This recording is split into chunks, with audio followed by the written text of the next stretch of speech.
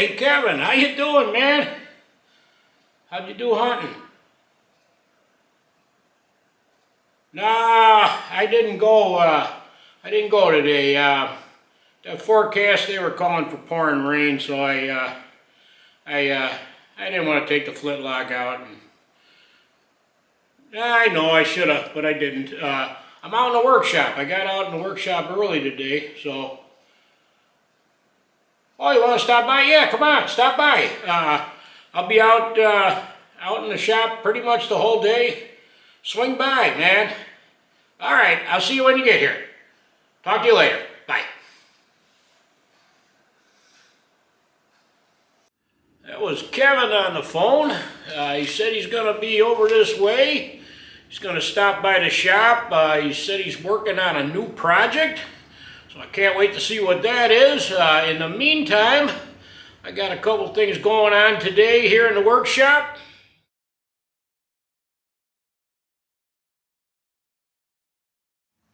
Back to the fox pelt. The second coat of the tanning paste has been on there now for almost 2 days, and the instructions now say to scrape it off. So I'm going to start scraping it off. It didn't dry out, so I think it's working.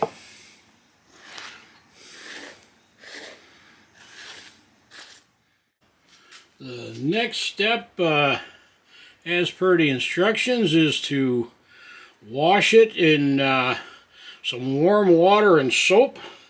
I'm going to use some of this here soap.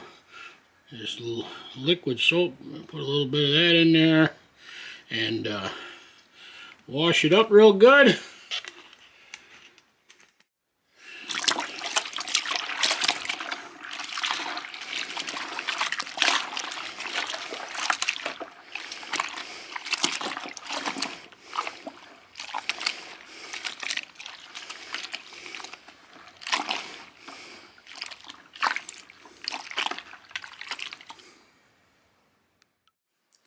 The instructions now say, after you washed it, to put in 1 ounce per gallon of warm water of borax. This is 20 Mule Team borax. So, I guess that's about 1 ounce, a little extra. And I'm going to mix that all up. And then I'm supposed to let it sit for a half hour to an hour. I took the pelt out of the mixture of borax and warm water that had been soaking in for about an hour. And then the instructions said to squeeze out as much water as I could, which I did, and then to lay it flat. And I took the section that I'm going to use for the bag and cut that out of the rest of the pelt.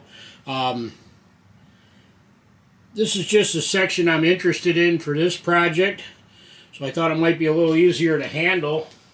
The next step, they said in the instructions, was to take some soap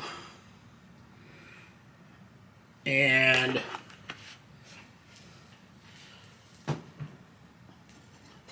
a little bit of water and work that into the pelt. So I'm going to work this into the pelt here.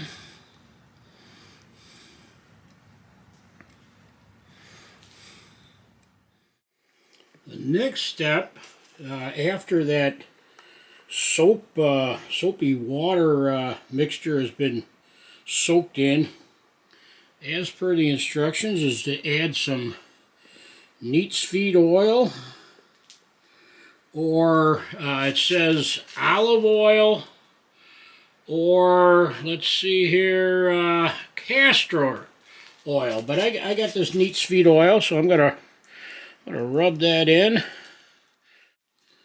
I'm gonna let that soak in, and then kind of dry off the excess.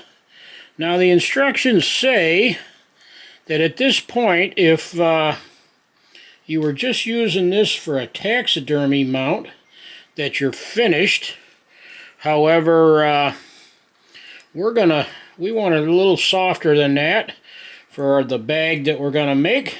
So there's some additional steps, but I'm gonna let this soak for a while here, soak in and absorb.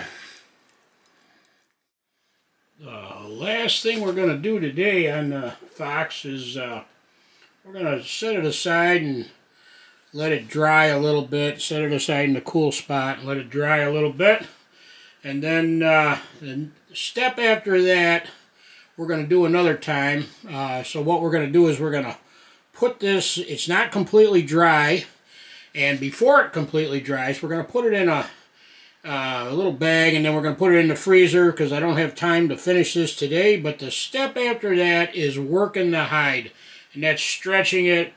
You got to stretch it and work the hide while it is drying. You can't wait until it's completely dry or it's going to dry stiff. So I'm going to leave this out for a little bit longer. Then we're going to put it in the freezer, and we'll come back to it another day and finish it off. We got to work it, and then the last step, what we got is we got a little bit of oil from all that tanning stuff in the fur, so we got to get a little something like a fine sawdust or something like that, and rub that in to kind of absorb the oil, and then we'll just keep working it a little bit, and maybe even lightly sand the opposite side here. So for now, we're done.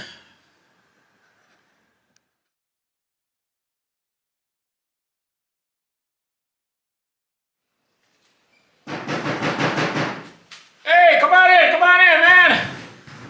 Hey, everybody, it's Kevin. How you doing, buddy? Oh, I'm doing pretty good. Good to see you. What's going on, man? Oh, I had to bring this here to show you. I was at a garage sale, and I picked up this really cool, it's called a wood, I think you know what that That's is. a Woodsmans Pal. Woodsman's Pal. Yeah, hey, check this out, man. It's a Woodsman's Pal. That's the World War II issue. The D guard indicates it's a World War II issue. This is cool. It used to have a leather handle. Yeah, it's long yeah. since rotted off. Yeah, this is way cool. It's got 3 edges on it. One here, one here, and then one in the hook here. Yeah. Now, where did you get this again? I picked it up at a garage sale with a bunch of other rusty stuff. I paid 50 cents for it. 50 cents. I give you $1. Hey, you make a profit on it. I'm just not that desperate to make a profit. I didn't think so, man. This is cool. Well, I wanted to show it to you. I'm gonna. Well, I don't know. Go, man. I can't put a leather handle on it, but I'm gonna. I got these pieces of wood. I'm gonna put a wooden handle on it. Is what I'm gonna do. I'm gonna bring it back. I wanted to ask you about restoring it. I have soaked this in vinegar, and I've scrubbed it with steel wool.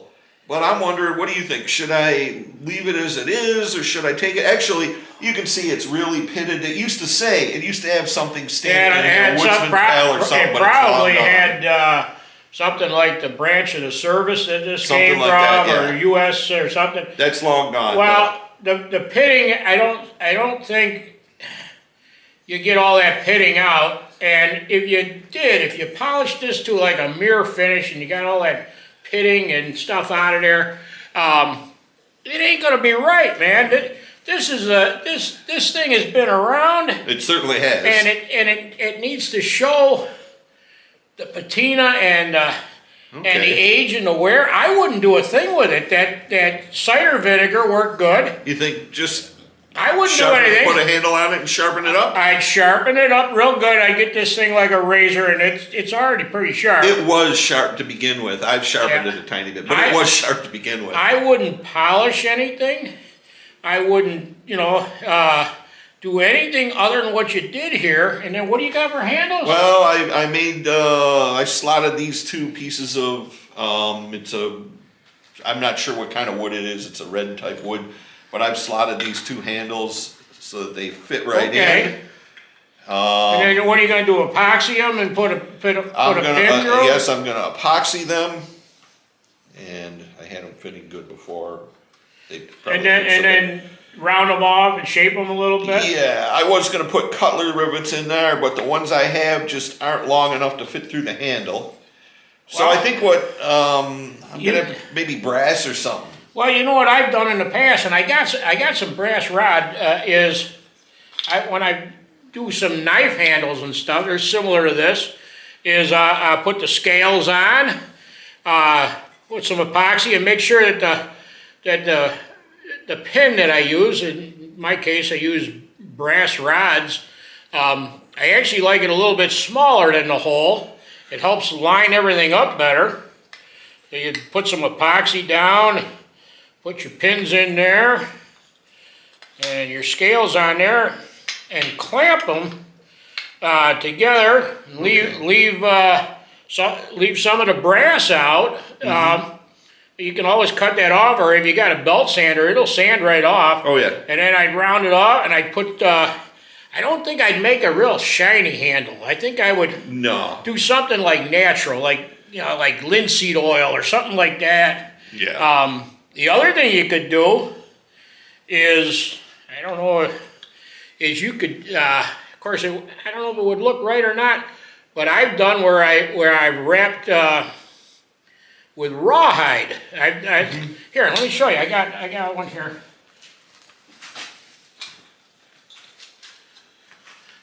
I use this. That's neat. I use this for everything, man. It's a old chopper here, and the handle. I had some wood on there, but I strengthened it all with. I had rawhide. I wetted the rawhide and clamped it on there, wrapped it around there real tight. That's an option. I love the look of that. I don't know how it would look on there. I actually think that would. I think, to tell you the truth, I have seen the original handles, and they were the leather spacer handles, but they had finger grooves, so it's to help with control. Yeah. They had finger grooves in the handle. So I think what I'm going to do is I'm going to epoxy and pin it with the brass like you're suggesting. And then once I got that, I'm going to take a rasp and I'm going to shape the handle, and I'm going to put finger grooves in there because I think it was designed for helping control swing it. So I think this wood is what I'm going to use. It's a reddish type wood. Oh, that's cool, man. And I'm going to use epoxy and brass pins like you say, and I'm going to shape it and put some finger grooves in there. That's going to be cool, man. You sure you don't want to sell it? No? Not even for $1.50. Well, stop by the shop when you get it all finished up. I will. I'm sure everybody'd like to see it. That's a Woodsman Pal. All right. World War II era Woodsman's Pal. Very cool, very cool.